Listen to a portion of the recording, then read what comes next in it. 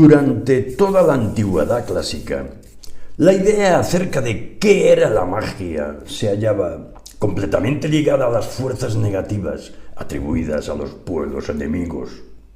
Mágico era fundamentalmente lo desconocido y por eso mismo lo que producía sospecha y temor. No es de extrañar, por tanto, que para encontrar el origen del término tengamos que remontarnos a un sustantivo de tipo étnico, magi, uno de los pueblos ajenos a la llamada civilización clásica. Los magi, más adelante unidos a los persas, acabarían por designar a los sacerdotes de Zoroastro, con quienes entraron en contacto los griegos en el siglo V a.C. La civilización romana heredó la misma noción de lo mágico como algo esencialmente maligno y amenazador. De ahí la identificación de los conceptos de magia y barbarie. Si todo bárbaro o extranjero era un enemigo del Imperio Romano, cualquiera de ellos constituía un mago en potencia, contra cuyos siniestros poderes había que estar en alerta permanentemente. Muchos grupos de cristianos, por el hecho de negarse a rendir culto al emperador, fueron considerados enemigos de la patria y, en consecuencia, acusados de practicar actividades mágicas como las que, siglos más tarde, serían atribuidas a las brujas, esto es, participar en orgías incestuosas, matar y comer niños, adorar a ciertas bestias, etcétera, etcétera. No obstante, tras convertirse el cristianismo en religión oficial, el calificativo de mágico, siempre reservado para aquello que el poder dominante quería mantener excluido, pasó a aplicarse poco a poco a los no cristianos o paganos. Estos practicaban un tipo de religión que se ha dado en llamar animista, según la cual todos los elementos de la naturaleza poseerían un espíritu, un alma o, por decirlo de otra manera, una personalidad propia. Tal convicción llevaba a otra, la de que en el universo unos elementos se sienten atraídos hacia otros, lo que se llama ley de la simpatía universal, y lo contrario, ley de la antipatía universal.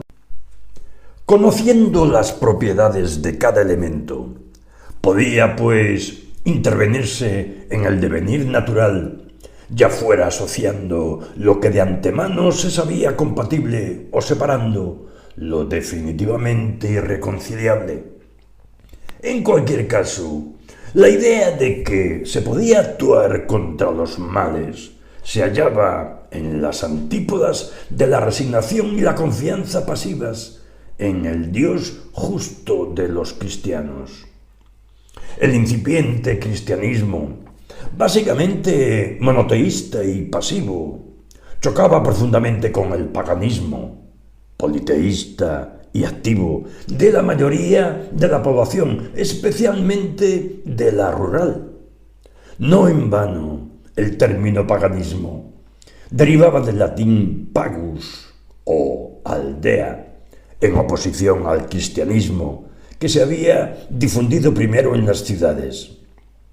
Sin embargo, durante mucho tiempo, las antiguas creencias paganas fueron toleradas y, en gran medida, incorporadas a la nueva religión. Para fundar una iglesia, por ejemplo, bastaba purificar y consagrar un templo antiguo.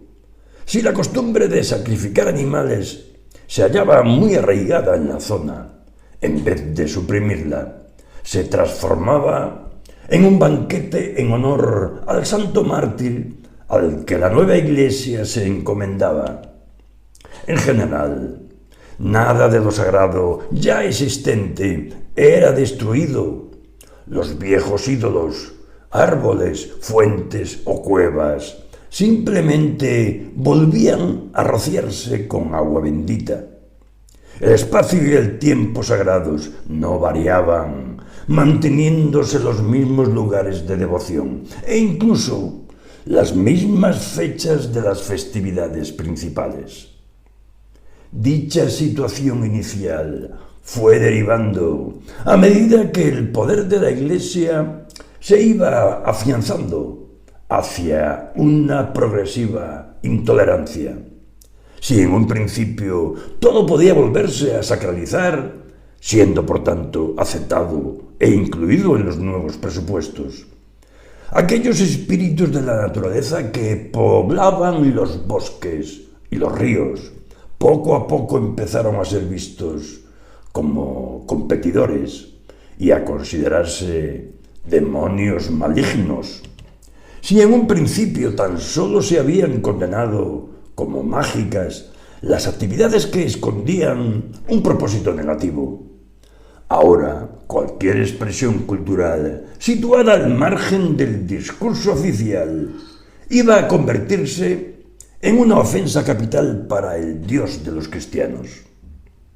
No obstante, la distinción entre la magia propiamente dicha y el resto de saberes no era fácil. Las llamadas ciencias ocultas formaban parte de la formación de todo aquel que quisiera conocer algo sobre el mundo y su funcionamiento.